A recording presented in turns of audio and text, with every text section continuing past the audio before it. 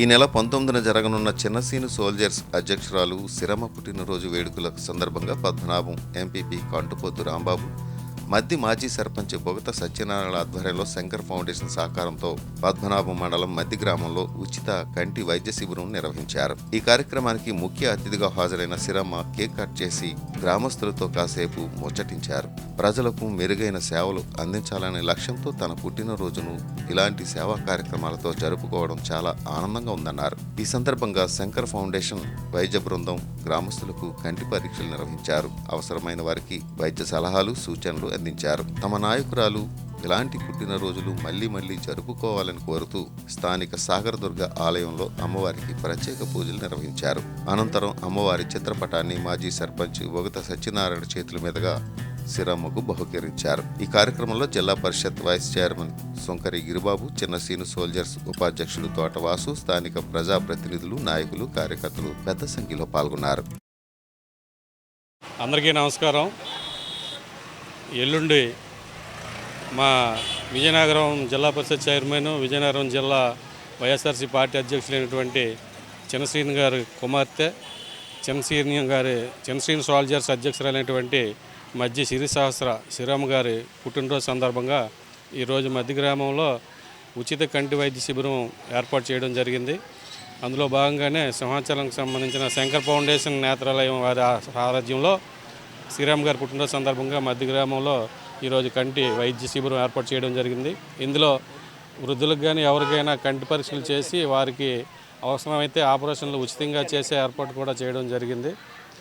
ఈ కార్యక్రమం మన శ్రీరామ్ గారి పుట్టినరోజు సందర్భంగా చేసే సేవా కార్యక్రమంలో భాగంగా పేద ప్రజలకు ఉపయోగపడే విధంగా ఈ కార్యక్రమం ఏర్పాటు చేయడం జరిగింది. మధ్య గ్రామంలో మన జిల్లా పరిషత్ చైర్మన్, మన భీముల ఇన్ఛార్జి చిన్నశని గారు పాప శ్రీరామ్ గారు పుట్టినరోజు శుభాకాంక్షలు.